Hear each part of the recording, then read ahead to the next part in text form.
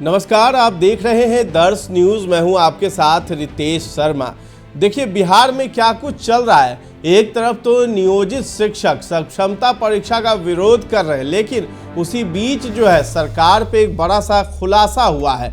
BPSC TRE 3 की 15 मार्च को परीक्षा होनी थी, लेकिन परीक्षा से ठीक पहले जो है पेपर लीक का खबर सामने आ गया। यानी एडमिट कार्ड पे आंसर्स वगैरह लिखे हुए मिले, जिसमें कि बहुत ज़्यादा हंगामा भी हुआ और छात्र नेता लोग जो है मुखर होकर के मीडिया के सामने शिकायत करने लगे कि बीपीएससी में धांधली चल रही है। तो अंदर बैठे कुछ लोग अधिकारी मिले हुए हैं, उस पर जांच होनी चाहिए, ऐसी बातें वो कहने लगे हैं। लेकिन इस बीच जो है छात्रों का जो सॉल्वर गैंग जो होता है, वो एक बड़े जत्था जो है उसका वो पकड़ा गया है कल, और कल देर रात तक जो है कोर्ट में पेशी हुई है, पटना के कोर्ट में पेशी हुई, जिसमें कि लोगों को अब जो है जेल भेजने की बात हो रही है। जिसमें मैं आपको बता देना चाहता हूं कि तो ईओयू जो है उन्होंने अब तक की जांच के आधार पे ये पेपर लीक का खुलासा किया है, और ईओयू द्वारा जारी विज्ञप्ति के मुताबिक परीक्षा की तारीख 15 मार्च की सुबह करीब 5 बजे हजारीबाग के कुर्रा, पद्मा और बरही स्थित कोहिनूर होटल एवं मैरिज हॉल में झारखंड पुलिस की मदद से सघन छापेमारी की गई। इस दौरान पाया गया कि होटलों के कई कमरों के अलावा मैरिज हॉल में 270 से अधिक अभ्यर्थियों को बिठाकर प्रश्न पत्र का उत्तर रटवाया जा रहा था। मौके से जब्त किए गए प्रश्न पत्र का मिलान बीपीएससी कार्यालय से प्राप्त प्रश्न पत्रों से कराया गया, जो हूबहू एक जैसे पाए गए हैं। यानी परीक्षा में वितरित होने से पहले ही प्रश्न पत्र सेटरों के पास पहुंच चुके थे। तो इन सभी स्थानों पर छापेमारी के दौरान परीक्षा केंद्रों से जुड़े विभिन्न पालियों के प्रवेश पत्र, अभ्यर्थियों के मूल प्रमाण पत्र, सादा चेक, 50,000 की कीमत वाला करीब 50 mobile phone, laptop, printer, pen drive समेत अन्य कई उपकरण और दस्तावेज भी बरामद हुए। इस पूरे प्रकरण की जांच ईओयू की विशेष टीम कर रही है, लेकिन अब तक यह स्पष्ट नहीं हो पाया है कि प्रश्न पत्र कैसे और कहां से आउट हुआ था, इसका सटीक स्रोत क्या है, इसमें किस स्तर के लोगों की मिलीभगत है। पूरे मामले की जांच पूरी होने के बाद ही स्थिति स्पष्ट होगी। लेकिन इस मामले में शनिवार को भी पटना में करीब आधा दर्जन स्थानों पर छापेमारी की गई, इनमें भी कई सुराग मिले। ईओयू ने इस मामले में फर्जीवाड़ा, धोखाधड़ी, बिहार परीक्षा नियंत्रण अधिनियम, आईटी एक्ट समेत अन्य कई संगीन धाराओं में एफआईआर दर्ज की है। फिलहाल पूरे मामले में आगे की जांच जारी है और पटना के करबिगहिया से भी गिरफ्तारी हुई है।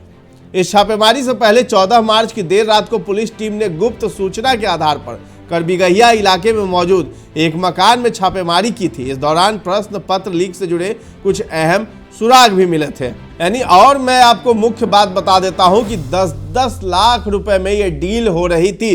जांच में यह बात सामने आई कि प्रति अभ्यर्थी प्रश्न पत्र और उत्तर मुहैया कराने के लिए 10-10 लाख रुपए में डील की गई थी। इसमें आधी राशि पहले और आधी राशि उत्तर रटने के बाद सेटरों के इन केंद्रों से जाने से पहले देने थे। कईयों से पैसे एडवांस में चेक से भी लिए गए थे। अब इस पर जो है कोर्ट में सुनवाई भी हुई है। तो पटना के सिविल कोर्ट में यह सुनवाई हुई है। सॉल्वर गैंग और पकड़े गए संदिग्धों की पटना सिविल कोर्ट में रात में पेशी हुई है, और यानी आधी रात को भी कोर्ट खुला रहा है। और पटना सिविल कोर्ट के अधिवक्ता है ऋषिकेश नारायण। उन्होंने बताया कि पेपर लीक से जुड़े मामले में लगभग 300 लोगों को एमपी एमएलए कोर्ट में पेशी के लिए लाया गया। सभी को पेशी के बाद जेल भेजा जाएगा। तो इस पूरे मामले पर जो है तेजस्वी यादव ने भी बयान दिया है। यानी नेता प्रतिपक्ष जो है बिहार में तेजस्वी यादव है, और उप मुख्यमंत्री रह चुके हैं बिहार के, यानी अब पूर्व हो चुके हैं। उन्होंने कटाक्ष किया है और वार किया है मौजूदा सरकार पे, बिहार सरकार पे। उन्होंने लिखा है, एक लेटर भी उन्होंने पोस्ट किया है। उसके बाद उन्होंने लिखा है कि हमारे 17 महीनों का सुनहरा कार्यकाल, जिसमें पारदर्शी और निष्पक्ष तरीके से युवाओं को 4 लाख से अधिक नौकरियां दी गई, वो बिहार में प्रतियोगी परीक्षाओं का स्वर्णिम काल था। अब नीतीश भाजपा सरकार ने 1.5 महीने में ही 17 साल के पुराने कारनामों को दोहराते हुए नकल माफिया को इतना प्रोत्साहन दे दिया कि बीपीएससी शिक्षक भर्ती के तीसरे चरण में प्रतियोगी परीक्षाओं के विश्व इतिहास में प्रथम बार एडमिट कार्ड में ही आंसर की बताई जा रही है। और तो और पेपर लीक कराने वाले नकल माफिया को बचाने के लिए इनके वरिष्ठ मंत्री प्रशासन पर दबाव बना रहे। पुलिस को फोन कर रहे मंत्रियों का नाम बूझो तो जाने।